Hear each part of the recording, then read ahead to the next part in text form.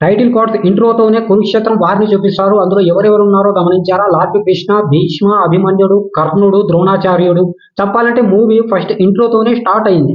Intro last scene లో ఒక గడ్డి పరగా ఒక ఫైర్ ఉంటుంది. అది ద్రోణాచార్యుడిని చంపిన సీన్.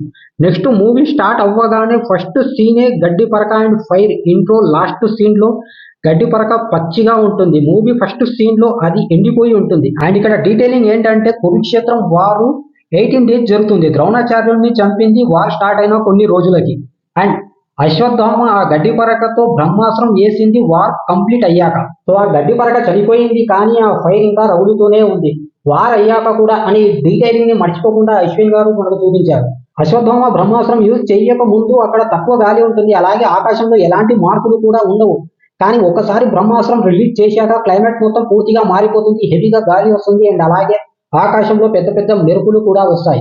అశ్వత్థామ బ్రహ్మాస్త్రం ఉత్తర పైన యూజ్ చేసిన తరువాత యుద్ధ భూమిలో ఒక పచ్చటి మొక్కను తొక్కేస్తాడు. ఇది ఉత్తర కడుపులో బిడ్డను చంపాడు అని. ఓకే, నెక్స్ట్ మనకు కల్కి మూవీ టైటిల్ ని మొత్తం 11 లాంగ్వేజెస్ లో మనకైతే చూపిస్తారు. ద్వాపర యుగం తర్వాత ఏం జరిగింది అని అశ్వత్థామ యానిమేటెడ్ ఫోటోస్ తో మనకు చూపిస్తారు.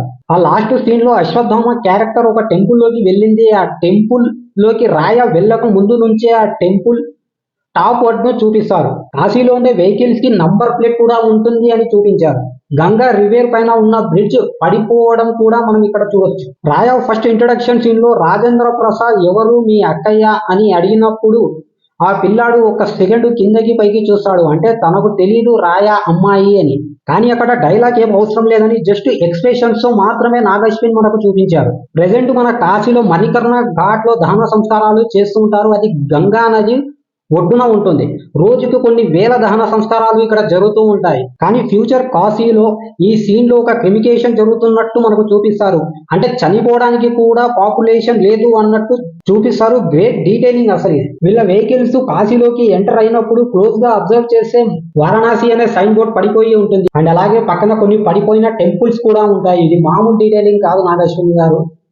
చిన్న సైన్ బోర్డ్ ని కూడా వదలకుండా మీరు చూపించారు. కానీ కాశీ సిటీ అయితే ఒక పెద్ద ఎత్తున చేశారు. ఇది సినిమా సెట్టా లేకపోతే రియల్ గానే ఫ్యూచర్ లో కాశీ ఇలాగే ఉంటుందా అనేలా ఉంది. ఇప్పుడు ఉన్న కాశీ టెంపుల్స్ అన్ని రెడ్ కలర్స్ లో ఉంటాయి. అయితే ఫ్యూచర్ లో డార్క్ సైడ్ గా మారిపోతాయి, ఎందుకంటే పొల్యూషన్స్ కారణంగా. ఫ్యూచర్ లో హౌసెస్ ఇలానే ఉంటాయి అని ముందే ఆలోచించి పెట్టారు. ఇంకా డీటెయిలింగ్ గా చెప్పాలంటే స్టార్టింగ్ లోనే పాతాళ భైరవి అనే బోర్డు పైన దూద్ కాశీ అని, బనారస్ అనే ఓ షాప్ కూడా చెప్పుకుంటూ పోతే ఇంకా చాలా ఉన్నాయి. నాగశ్విన్ గారు ప్రతి స్మాల్ డీటెయిలింగ్ కూడా ఎక్కడ మిస్ అవ్వకుండా ప్రతిదీ పెట్టారు. కాశీలో ఉండే జనాలు చనిపోయే స్టేజిలో ఉన్నారు. దానికి కారణం ఏ యుద్ధాలో లేకపోతే వ్యాధులో కాదు. కాశీలో తినడానికి తిండి లేకపోవడం. కానీ కాంప్లెక్స్ లో అన్ని ఉన్నాయి, అయినా తెలిసి కూడా వెళ్ళలేకపోతారు. తిండి కోసం కొట్టుకోవడం, ఓపెన్ బ్రోతల్ అండ్ కాంప్లెక్స్ జనాలను బానిసలుగా చూడడం. ఈ షాట్ లో అసలు కాశీ ఇప్పుడు ఎలా ఉందో చూపించారు. నెక్స్ట్ సీన్ లో ఈ బొమ్మలో ఉన్న దేవుణ్ణి గుర్తుపడతాడు ఆ ముసలోడు. కాశీలో ఉండే రక్షకుడు అంటాడు. పురాణాల ప్రకారం కాశీకు కాలభైరవుడు రక్షకుడిగా ఉండేవాడు. నెక్స్ట్ బౌంటీ హంటర్ ఒకడు ఆడవాళ్ళందరినీ ఒక మిషన్ పెట్టి సపరేట్ గా చేస్తూ ఉంటాడు. అంటే అందరినీ కాదు, కేవలం ఎవరైతే బిడ్డను మోయగలుగుతూ ఉంటారో వాళ్ళను మాత్రమే సపరేట్ గా చేస్తూ ఉంటాడు. రాయతో పాటు వచ్చిన పిల్లాడు యూనిట్స్ కోసం రాయను పట్టించడానికి చూస్తాడు. ఇక్కడ అశ్విన్ గారి డీటెయిలింగ్ ఏంటంటే ఆ పిల్లాడు ఎలా అయినా సరే కాంప్లెక్స్ లోకి వెళ్ళాలి అనే డైలాగ్ ఆ పిల్లాడితో స్టార్టింగ్ లోనే చెప్పేశారు. నెక్స్ట్ రాజేంద్ర ప్రసాద్ హోలోగ్రామ్ లో మాట్లాడుతూ ఇలా అంటాడు, మనం బాంబేతో పోరాడి ఎంత మందిని పోగొట్టుకున్నామో తెలుసు కదా అని. అంటే బాంబేలో కూడా కాంప్లెక్స్ ఉందా లేకపోతే అక్కడ కూడా ఇంకా ఎవరైనా ఉన్నారా అనేది మనం పార్ట్ 2 లో చూడాలి. నెక్స్ట్ సీన్ లో రాజేంద్ర ప్రసాద్ మనీని దివ్య కడుపు చుట్టూ తిప్పితే లైట్ వెలగదు. అంతలోనే నెక్స్ట్ సీన్ లోనే మానస్ వాళ్ళను పట్టుకుంటాడు, దివ్యాన్ని చంపేస్తాడు. అండ్ ఒక యానిమల్ కూడా మనకు చూపిస్తాడు. ఇది ఒక రేర్ యానిమల్. ఇంకా ఈ మూవీలో మనకు కేవలం 2 యానిమల్స్ మాత్రమే మనకు చూపిస్తారు. ఒకటి వచ్చేసి మానస్ దగ్గర ఉండేది, ఇంకొకటి వచ్చేసి భైరవ కాంప్లెక్స్ లోకి వెళ్ళేటప్పుడు ఒక గుర్రం అయితే మనకైతే చూపిస్తారు. అంతే, ఇంకా అది తప్పించి ఎక్కడ కూడా మనకు మూవీ మొత్తంలో ఎక్కడ యానిమల్ గానీ పక్షులు గానీ ఎక్కడ కూడా మనకు కనిపించవు. నెక్స్ట్ వచ్చేసి భైరవ చేతి మీద ఉన్న టాటూనే క్యాప్టెన్ చేతికి కూడా ఉంటుంది. కానీ భైరవకు చిన్నప్పుడు ఆ టాటూ ఉండదు. కానీ ఆ భైరవ క్యాప్టెన్ టాటూనే ఎందుకు వేయించుకున్నాడు అనేది మనం పార్ట్ 2 లో తెలుసుకోవాలి. కాశీ సిటీ ఆఫ్ టెంపుల్స్ అని తెలుసు, కానీ ఈ సీన్ లో కాశీలో టెంపుల్స్ ని బ్యాన్ చేశారు అని చూపిస్తారు. భైరవ గురించి చెప్పాలంటే మన గురించి మనమే ఆలోచించుకోవాలి అనే ఒక టైప్ ఆఫ్, అంటే ఒక స్వార్థమైన మనిషి. అలాగే బద్ధకస్తుడు కూడా. ఒక ఫైట్ లో ఉన్నప్పుడు బుజ్జి వచ్చి ఫైట్ చేయి భైరవ అంటే ఇప్పుడు ఆ బౌంటీ కోసం నిద్రలోంచి లేచి నేను ఫైట్ చేయాలా, నా వల్ల కాదు అని చెప్తాడు. అంతేకాదు ఇప్పటి వరకు ఒక్క ఫైట్ కూడా ఓడిపోని ఒక మంచి ఫైటర్ భైరవ చిన్నప్పటి నుండి కూడా ఫైటర్. కెప్టెన్ వార్ మధ్యలో భైరవ దొరికినప్పుడు కూడా అసలు ఏడవలేదంట. ఏదో యుద్ధాలు అలవాటు ఉన్నట్టు అని చెప్పాడు. మూవీ చూస్తున్నప్పుడు అప్పుడే పుట్టిన పిల్లాడికి యుద్ధాలు ఎలా అలవాటు ఉంటాయి అని అనిపించింది. బట్ లాస్ట్ లో కర్ణుడి ఎంట్రీ ఇచ్చినప్పుడు అర్థమవుతుంది. నెక్స్ట్ దీపిక ఇంట్రడక్షన్ సీన్ లో తను కొన్ని లైన్స్ గీస్తూ ఉంటుంది. అవన్నీ టోటల్ గా కలెక్ట్ చేస్తే 70 వరకు ఉంటాయి. అంటే తను కలెక్ట్ చేస్తుంటుంది తాను ఎన్ని డేస్ నుండి ప్రెగ్నెన్సీ ఉంది అని. కొన్ని డేస్ తర్వాత అవి 150 అవుతాయి. ఇంకా ఏంటంటే దీపిక అసలు పేరు ఏంటంటే సమ్ 80 కాదు. తన చేతిలో ఉన్న స్కానింగ్ టైప్ ఆఫ్ కోడ్ ను స్కాన్ చేస్తే SUM80 అని వస్తుంది. కైరాకి తన నేమ్ చెప్పేటప్పుడు SUM80 అనే చెప్తుంది. సుమతి డైలీ రొటీన్ లైఫ్ ఎలా ఉంటుందంటే హ్యాండ్ స్కాన్ చేసి ప్రెగ్నెంట్ ఉమెన్స్ కు ఫుడ్ ఇవ్వాలి. అండ్ వాళ్ళకు టైం టు టైం ఒక మైక్ లో అనౌన్స్మెంట్ కూడా వస్తుంది.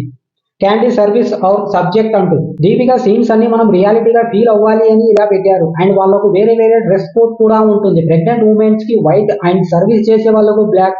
అలాగే సైంటిస్టులకు వాళ్ళ సూట్స్ అనేవి సపరేట్ గా ఉంటాయి. సుప్రీం యాస్కిన్ టెంపుల్ కి వెళ్ళాలి అంటే ఒక స్టాచ్యూ ద్వారానే వెళ్ళాలి. ఆ స్టాచ్యూ యాక్టివేట్ అవ్వాలి అంటే కౌన్సిలర్ బానీ హ్యాండ్స్ కు ఉన్న రింగ్స్ తోనే ఆ స్టాచ్యూ అనేది యాక్టివేట్ చేయొచ్చు. నెక్స్ట్ సీన్ లో మానస్ సైంటిస్ట్ కౌన్సిలర్ బానీ యాస్కిన్ తో మాట్లాడుతున్నప్పుడు తల దించుకొని మాట్లాడుతూ ఉంటారు. అండ్ యాస్కిన్ ఉన్న రూమ్ లో జాగ్రత్తగా చూస్తే అది ఒక ల్యాబ్ లాగా మనకైతే కనిపిస్తుంది. రూమ్ వాల్స్ కూడా స్పేస్ జెట్ లో ఎయిర్ ప్రెషర్ ని తట్టుకునేలా కన్సిడర్ చేసి ఉంటాయి. ఒక స్పెషల్ టెక్నాలజీ లాగా ఉంటుంది. అండ్ కింద వాటర్ కూడా ఉంటుంది. మొత్తం వింతగా ఉంటుంది. ఫ్యూచర్ విలన్ అంటే ఆ మాత్రం ఉంటుంది కదా. నెక్స్ట్ యాస్కిన్ ఇలా అంటాడు, నన్ను చంపడానికి ట్రై చేసి చాలా కాలం అయ్యింది. అంటే యాస్కిన్ కి 200+ ఇయర్స్ ఉంటాయని రాజేంద్ర ప్రసాద్ ఫస్ట్ సీన్ లోనే చెప్పేస్తాడు. అంటే యాస్కిన్ ఆ కాంప్లెక్స్ ని బిల్డ్ చేసేటప్పుడు ఆ టైంలో యాస్కిన్ మీద వాట్ జరిగి ఉండవచ్చు. అందుకని ఇలా చెప్పి ఉండొచ్చు. అండ్ సడన్ గా యాస్కిన్ వాయిస్ కూడా చేంజ్ అవుతుంది. దీనికి చాలా కారణాలు ఉన్నాయి. అందులో ఒకటే యాస్కిన్ లో ఖాళీ ఉన్నాడు అనే అందువల్లనే ఆ వాయిస్ అనేది అలా చేంజ్ అయింది అని. భైరవ తన ఫైట్ లో ఒక చిన్న ఐరన్ బాల్స్ ను యూజ్ చేస్తాడు. వాటిని క్లోజ్ గా చూస్తే అవి సేమ్ టు సేమ్ రుద్రాక్ష లాగే ఉంటాయి. అండ్ ఇంకా ఏంటంటే భైరవ ఒక క్యాప్టెన్ స్టోరీ చెప్తాడు. ఆ స్టోరీ చెప్పే టైంలో బుజ్జి ఇలా అంటుంది, వచ్చే వారం అడిగితే ఇంకో స్టోరీ చెప్తాడు అని. అంటే భైరవ చెప్పిన క్యాప్టెన్ స్టోరీ నిజమే కాదా అని తెలియాలి అంటే మనం పార్ట్ 2 వరకు వెయిట్ చేయాల్సిందే. తర్వాత భైరవ దిశా పటానితో కలిసి కాంప్లెక్స్ లోకి వెళ్లే ముందు ఈస్ట్ గేట్ దగ్గర కొన్ని స్టాచ్యూ డీటెయిలింగ్ ఉంటుంది. అవి ఇక్కడ దేవాలయాలను తొక్కేసి జనం దృష్టిలో దేవుళ్ళు గొప్పలు కాదు అని చెప్పాలని ఉంటాయి. భైరవ అండ్ రాక్సీ కాంప్లెక్స్ లోకి వెళ్ళాక భైరవ ఆరెంజ్ ఫ్రూట్ ని తొక్క తీయకుండా తినడానికి చూస్తాడు. పక్కనే ఉన్న రాక్సీ కూడా ఏం చెప్పదు. అంటే వాళ్ళకి ఆ ఆరెంజ్ ని ఎలా తినాలో కూడా తెలియదు. తర్వాత భైరవ సముద్రంలో ఉన్న వాటర్ ను తన చేతులతో తీసుకొని తాగుతాడు. అంటే అక్కడ ఉన్న వాటర్ మొత్తం ప్యూర్ వాటరే అని చూపిస్తారు. కానీ కాంప్లెక్స్ కింద ఏమో తాగడానికి ఒక గ్లాస్ వాటర్ కూడా లేకుండా జనాలు చనిపోతుంటే కాంప్లెక్స్ లో పైన మాత్రం ఒక సముద్రం లాగా మొత్తం చూపిస్తూ ఉంటారు. ఇక్కడ భైరవకు ఒక సాంగ్ ఉంటుంది. అంటే ఈ సాంగ్ లో మీనింగ్ ఏంటంటే భైరవ ఇంతవరకు ఎప్పుడు చూడాలంటే ఫ్రెష్ వాటర్, ఫ్రెష్ గాలి, ఎప్పుడు చూడాలంటే ఒక క్లీన్ ఆకాశాన్ని ఇక్కడ మనకు చూపిస్తూ ఉంటారు. అండ్ నెక్స్ట్ సీన్ లోనే సుమతిని ఎప్పుడు అయితే ఆ సిరం ఎక్స్టెండ్ చేయడానికి ఆ మిషన్ పెట్టినప్పటి నుండి మూవీలో ఒక వైబ్ అనేది స్టార్ట్ అవుతుంది. ఎప్పుడు అయితే ఆ సుమతి బిడ్డని చంపడానికి ప్రయత్నం అనేది స్టార్ట్ అవుతుందో అప్పటి నుండి ఆ బిడ్డను కాపాడడానికి ప్రతి ఒక్కరూ సిద్ధమవుతారు. అదే టైంలో అశ్వత్థామకు తెలుస్తుంది అమ్మ వస్తుంది అని. అండ్ భైరవాకి సూర్యుడి కార్డు కూడా వస్తుంది. సుమతిని కాపాడడానికి కాంప్లెక్స్ నుండి ప్రాణదానాలు మొదలవుతాయి. సుమతిని కాపాడడానికి అగ్నిదేవుడు దారి ఇస్తాడు.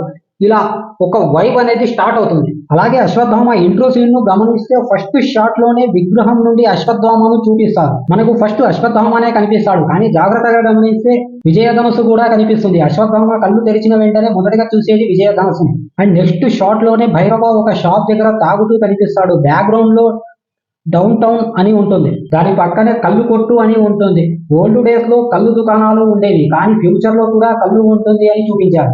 అదే టైంలో మెరుపు వల్ల ఒక విల్ పడిపోతుంది. దాన్ని సింగిల్ హ్యాండ్ తో భైరవ పట్టుకుంటాడు.